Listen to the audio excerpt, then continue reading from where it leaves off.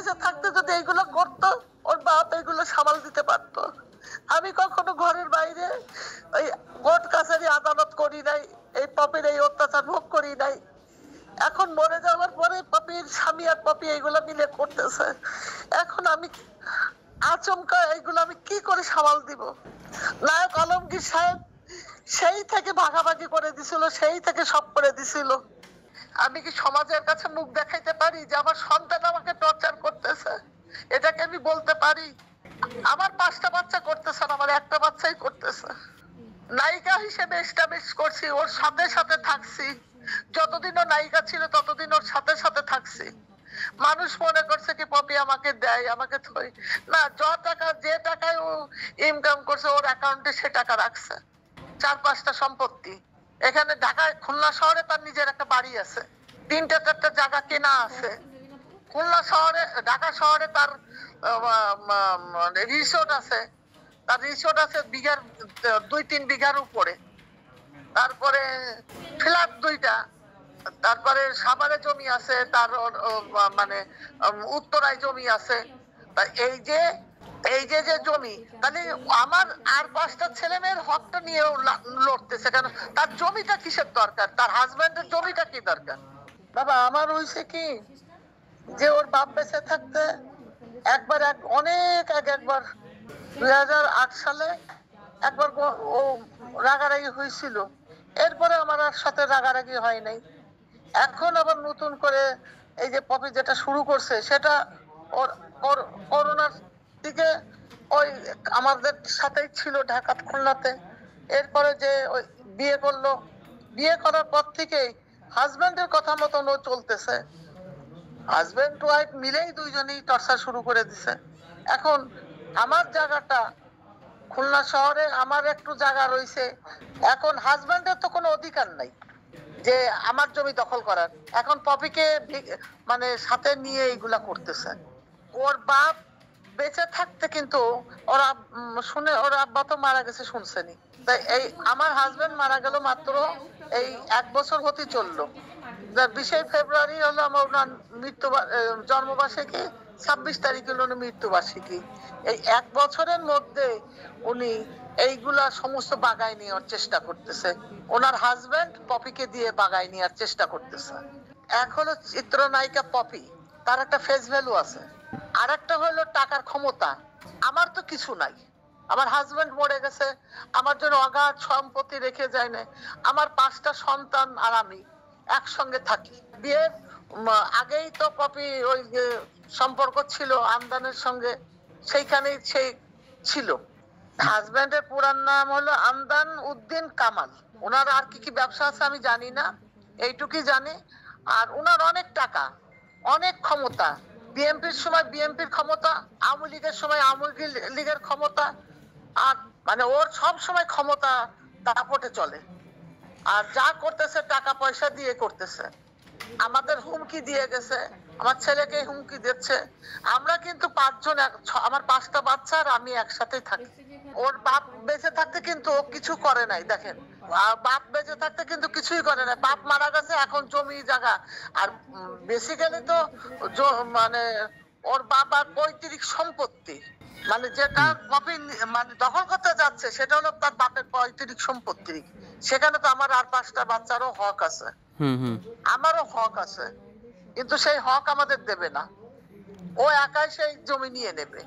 ও আমার জমি দখল করার জন্য লোকজন নিয়ে এসে বিদ্যুৎ টাকা দিয়ে বিদ্যুৎ কাটায় ফেলছে, ক্ষমতার জোরে বিদ্যুৎ কাটায় ফেলছে, ওর নামে করে নিছে।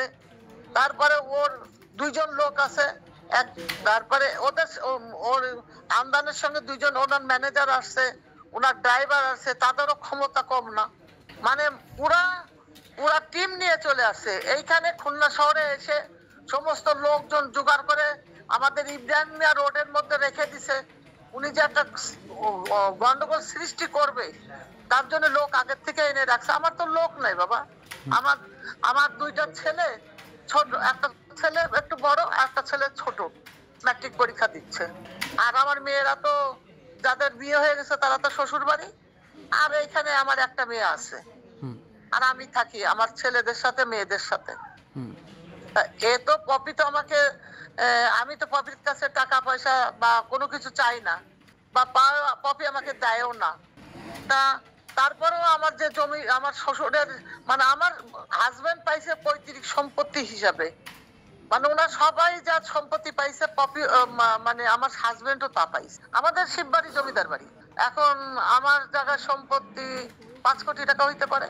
আমি তো হঠাৎ করে এসে দেখতেছি যে খুলনায় আসছে। খুলনায় অনেকদিন ধরে এগুলো প্ল্যান প্রোগ্রাম করছে, খুলনার থেকে, ঢাকার থেকে। সম্পত্তি সব আমার নামে দিয়ে দেন, আমি দেখবো। এখন আমি সম্পত্তি ওনার নামে দেবো কেন? আমার আর 5টা বাচ্চা আছে না? আর আমাকে 5 কোটি টাকা দিয়ে আমার 5টা বাচ্চাই, আমার 5টা বাচ্চা 5 কোটি টাকা পাবে। ছেলেরা বেশি পাবে, মেয়েরা কম পাবে, গ্যারান্টিটা কি? আর ওনার হাজবেন্ড তো আমাকে হুমকি দিচ্ছে, দিতেই হবে, আপনি কেন দেবেন না? চিত্রনায়িকা পপি সে তো আপনাদের দেখছে, সে তো কোনোদিনও আমাকে দেখে নাই। আমার আমার আমার আমার হাজবেন্ড, আমার হাজবেন্ডের আমাদের খাওয়াইছে, ও আমাকে খাওয়াবে কেন?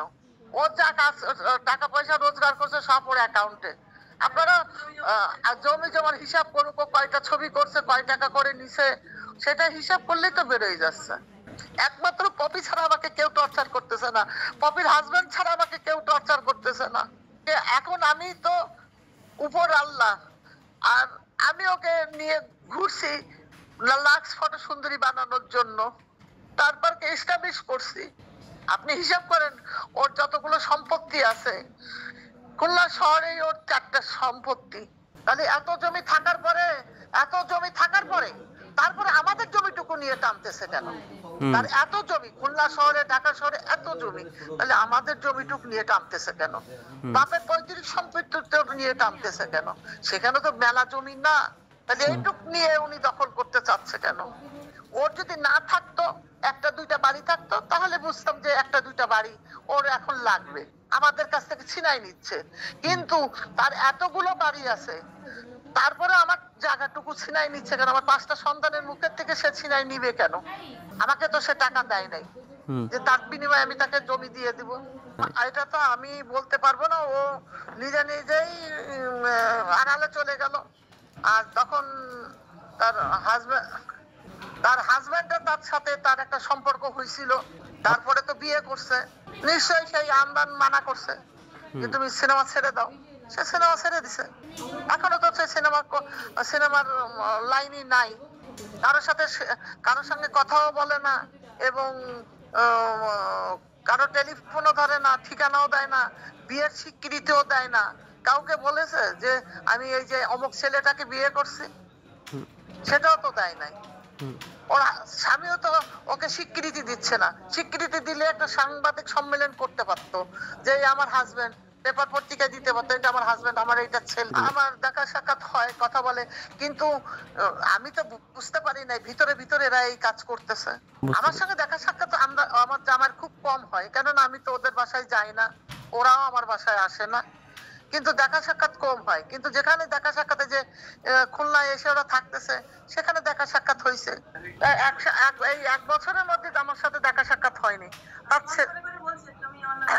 জমি আমার নামে লিখে দেন, এটা ওটা পপিকে শিখাই দিচ্ছে যে এইটা বলো, এইটা বলো, এইটা বলো। আমি পপিকে লিখে দেবো, আমি কেন আমার 5টা বাচ্চা থেকে বঞ্চিত করব? আবার আমার কিন্তু এমনি কিন্তু জানি ভাই কোনো লোক নাই, আমি যে কি করব এখন নিজেও জানি না। আমার আত্মহত্যা করা ছাড়া কোনো পথ নেই। এখন সেই পপির আলমগীর, নায়ক আলমগীর কথা, সাহেবের কথা মানতেছে না। আমার তো তাকে সম্মান দিয়েছে মাননীয় ব্যক্তি, মানে তার একটা পরিস্থিতি আছে, তার একটা নাম আছে, সে একটা ইন্ডাস্ট্রিজের একটা সম্মানিত ব্যক্তি।